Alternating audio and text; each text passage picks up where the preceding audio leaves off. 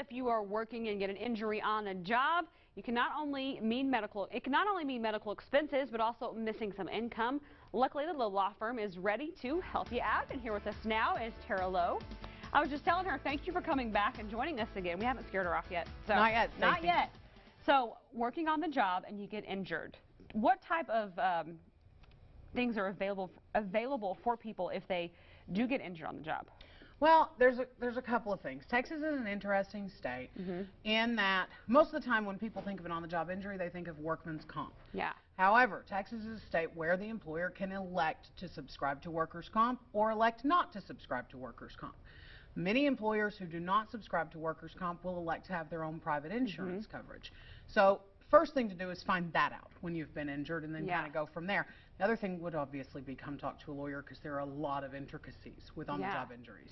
And there's probably a lot of paperwork that goes with it. Yes, quite a bit of paperwork. First thing you need to do is if your employer does have comp, obviously report the injury and follow the steps that they require you to follow. If your employer does not have comp, come talk to me. And so how big of a deal is this, especially in Texas? I mean, how many clients do you normally get for this? Surprisingly, we get quite a few. There are a number of employers in the state of Texas who elect not to subscribe to workman's comp, which leaves the employee commonly having to foot the bill for their medical treatment on their own, and they just lose the income.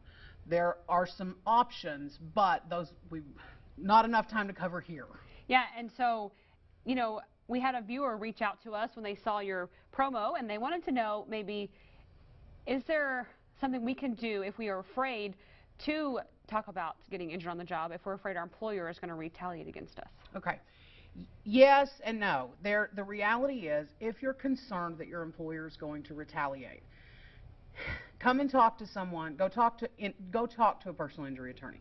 However, you really need to go ahead and go through the workman's comp process if your employer is a subscriber.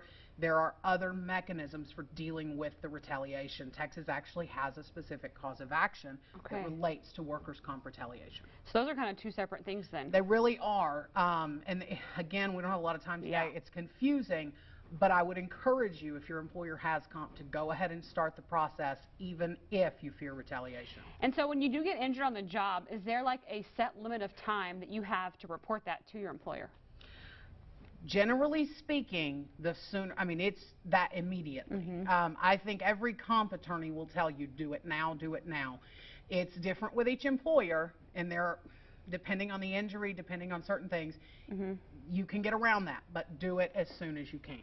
And of course, if someone out there has been injured on the job and they're looking for some help, how can we get a hold of you and get some advice from you? Well, you can always call the office, which is 325-455-1889, or you can visit the website, lowlawfirm.com.